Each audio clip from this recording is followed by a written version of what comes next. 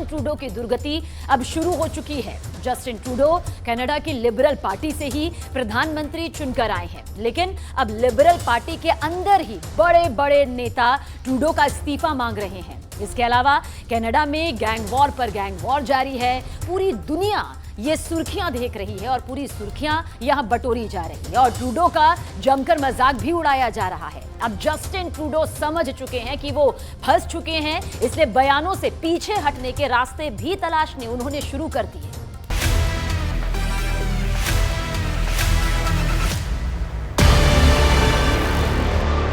Flat number 203 Hazelton Drive, Winnipeg city, Canada. 9 गोलियां सीधे सिर में मार दी और फिर मारा गया खालिस्तानी सुखदूल सिंह सुक्खा।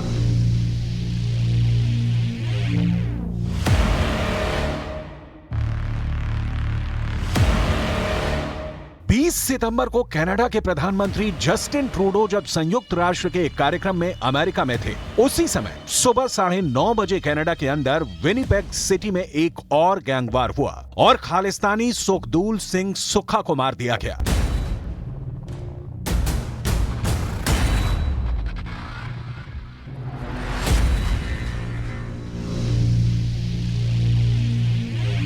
सुक्खा के मर्डर के बाद ही एक सोशल मीडिया पोस्ट वायरल होने लगी, जिसमें लॉरेंस बिश्नोई की तरफ से दावा किया गया कि लॉरेंस बिश्नोई के राइट हैंड गोल्डी बराड़ ने सुक्खा का मर्डर कर बदला ले लिया है। गोल्डी बराड़ का ठिकाना कनाडा में ही बताया जाता है। आखिर कनाडा के अंदर चल रहा ये गैंग वॉर क्या है? क्या लॉरेंस बिश्नोई की खालिस्तानियों से कोई दुश्मनी है? कनाडा में जिस तरह का खूनी गदर मचा हुआ है, निशाने पर कनाडा की ट्रूडो सरकार है, जो इस तरह के गैंगवार को काबू कर पाने में पूरी तरह से नाकाम साबित हुई है। आखिर क्या कारण है कि लिबरल पार्टी से प्रधानमंत्री चुने गए जस्टिन ट्रूडो का इस्तीफा लिबरल पार्टी के नेता ही मांग रहे हैं? कनाडा के अखबार नेशनल पोस्ट की ये हेडलाइंस देखिए। इस हेडलाइंस का मतलब है कि लिबरल पार्टी के पूर्व वरिष्ठ नेताओं ने जस्टिन ट्रूडो से इस्तीफा मांगा। आखिर क्यों कनाडा के अखबारों में इस तरह के संपादकीय लिखे जा रहे हैं कि ट्रूडो भारत पर झूठे आरोप लगाकर खुद केंद्र में बने रहना चाहते हैं ताकि राजनीतिक लाभ मिले? आखिर इतनी जल्दी जस्टिन ट्रूडो ने सरेंडर क्यों कर दिया है? भारत के सबूत मांगने के बाद अब जस्टिन ट्रूडो सबूत देने से क्यों इनकार कर रहे हैं? ये सब हम आपको बताने वाले हैं, लेकिन सबसे पहले हम बात करेंगे लॉरेंस बिश्नोई के गैंग की, जो इस वक्त सुक्खा के मर्डर को लेकर काफी ज्यादा चर्चा है।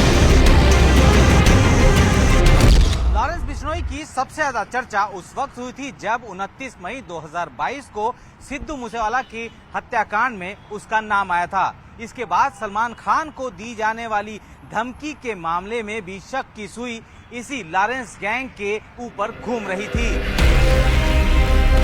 आखिर लॉरेंस बिश्नोई की दुश्मनी पंजाबी सिंगर सिद्धू मूसेवाला से क्यों थी और खालिस्तानी ग्रुप से इसका क्या कनेक्शन है? सिद्धू मूसेवाला की हत्या को लॉरेंस बिश्नोई के गैंग ने अपने दोस्त विक्की मिद्दू खेड़ा की हत्या का बदला करार दिया। विक्की मिद्दू खेड़ा के परिवार वालों की तरफ से भी यह आरोप लगाया जाता है कि पंजाब की म्यूजिक इंडस्ट्री में वर्चस्व की लड़ाई में ही विक्की की जान गई।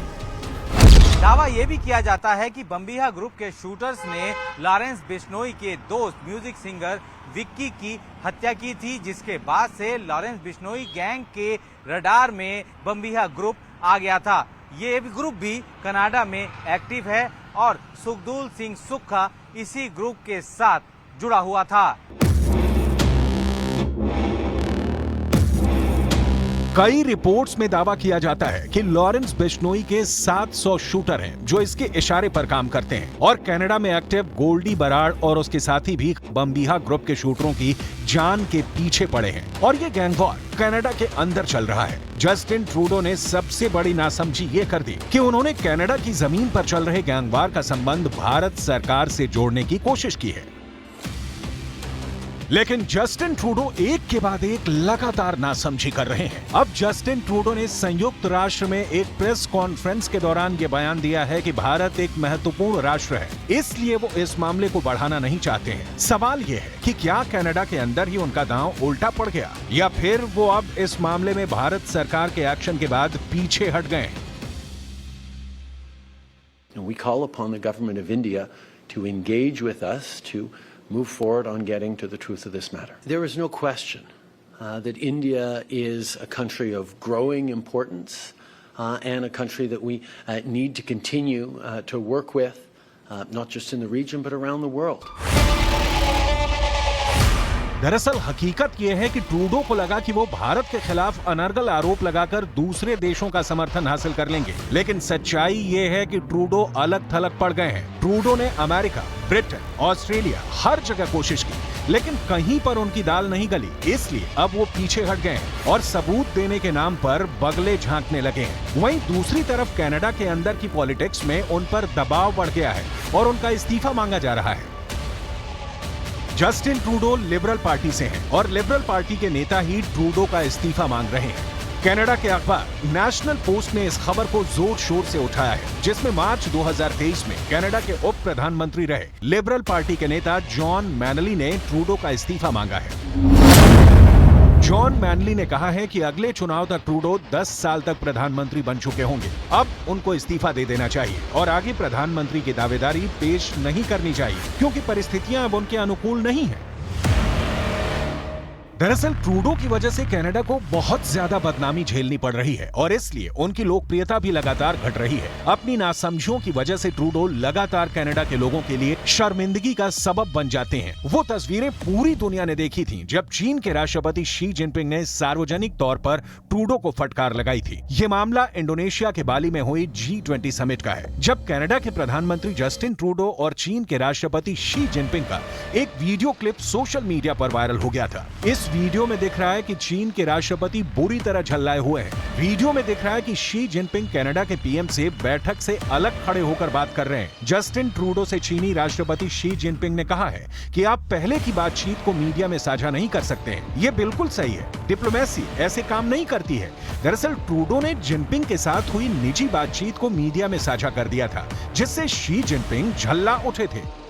इसके साथ ही कनाडा के अंदर अखबारों में भी संपादकीय लिखे जा रहे हैं, जिसमें ट्रूडो की पोल खोली जा रही है। 11 पुरस्कारों से सम्मानित कनाडा के वरिष्ठ पत्रकार टेरी ग्लेविन ने नेशनल पोस्ट अखबार में लिखा है कि सिर्फ खुद को केंद्र में रखकर ध्यान आकर्षित करने के लिए और किसी तरह कनाडा की जनता का सपोर्ट हासिल करने के लिए जस्टिन ट्रूडो राजनीति कर रहे हैं।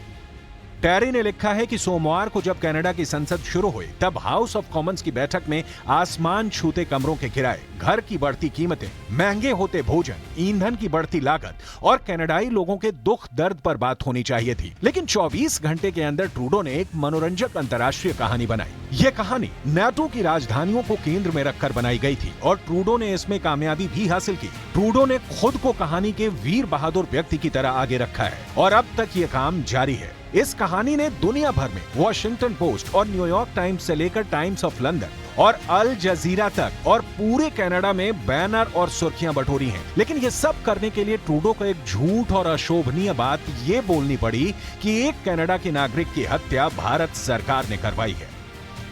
कनाडा के ही अखबार नेशनल पोस्ट में प्रसिद्ध वरिष्ठ पत्रकार टेरी ग्लेविन ने आगे जस्टिन ट्रूडो की खतरनाक ढंग से पोल खोली है। टेरी ने लिखा कि दरअसल जस्टिन ट्रूडो ने खुद ही अपने रवैये से अपनी बदनामी करवाई है और इसकी खिसियाहट अब कनाडा में निकाली जा रही है। क्या लिखा है टेरी ने, जरा देखते हैं। टेरी ने लिखा है कि असलियत ये नहीं है जो ट्रूडो दिखा रहे हैं। दरअसल दिल्ली में ट्रूडो का विश्व मंच पर अपमान हुआ। ट्रूडो को G20 के नेताओं के द्वारा विनम्रता पूर्वक नजरअंदाज कर दिया गया था। भारतीय प्रेस ने उनका मजाक उड़ाया था। ट्रूडो ग्लोबल बायोफ्यूल्स अलायंस के लॉन्च में नहीं गए और समापन के दौरान आयोजित भव्य डिनर में भी शामिल नहीं हुए। फिर उनका विमान उड़ान के लिए अयोग्य घोषित हो गया, जिसके बाद उन्होंने खुद को कई घंटों तक फंसा पाया। इसके बाद मोदी ने उन्हें अपने दल के साथ घर तक ले जाने के लिए भारतीय वायुसेना के बोइंग 777 की पेशकश की, लेकिन ट्रूडो ने नाक सिकोड़ ली और फिर ट्रूडो को 24 घंटों का इंतजार करना पड़ा। कनाडा के अंदर ये बातें चर्चा और बहस का विषय बनी हुई हैं कि सिर्फ अपनी कुर्सी बचाने के लिए ही ट्रूडो भारत के साथ कनाडा के रिश्तों को बिगाड़ रहे हैं। लेकिन फिर भी अगले आम चुनाव से पहले कनाडा के मीडिया द्वारा किए गए सर्वे में ट्रूडो पीएम की रेस में पिछड़ते नजर आ रहे हैं। इस सर्वे के मुताबिक कनाडा के लोग अगले चुनाव में पीएम पद के लिए ट्रूडो की तुलना में विपक्षी नेता पियरे पोइलीवरे को ज्यादा योग्य मानते हैं। कनाडा में 2025 में आम चुनाव होने हैं, लेकिन उससे पहले आया ये सर्वे ट्रूडो और उनकी लिबरल पार्टी की टेंशन बढ़ाने वाला है। कनाडा के ग्लोबल न्यूज के लिए IBSO के किए सर्वे में कनाडा के लोग विपक्षी नेता पियरे पोइलीवरे को पीएम के लिए सबसे अच्छे उम्मीदवार के रूप में देखते हैं। सर्वे में 39% लोगों ने उन्हें पीएम पद के योग्य माना है, जबकि ट्रूडो के पक्ष में सिर्फ 30% वोट पड़े हैं। कनाडा के अंदर खालिस्तान सिर्फ कुछ राजनेताओं की राजनीति का माध्यम है और पूरी दुनिया में ये बात साफ नजर आ रही है कि खालिस्तानियों का सिख धर्म से कोई लेना देना ही नहीं है। नानक देव जी से लेकर के गुरु गोविंद सिंह जी तक सिखों की गौरवशाली परंपरा राष्ट्र धर्म अध्यात्म धर्म के पर आधारित रही है और देश की एकता अखंडता संप्रभुता के लिए और सनातन धर्म की रक्षा के लिए हमारे सभी सिख गुरुओं ने अपना सर्वस्व बलिदान दिया है, आहूत किया, सर्वांश दानी। ऐसे उन गुरुओं की गौरवशाली परंपरा में कुछ लोग कनाडा में, कुछ छुटपुट और ऑस्ट्रेलिया में, कुछ ब्रिटेन में वो खालिस्तान का झंडा उठाए फिरते हैं और भारत को बदनाम करते हैं।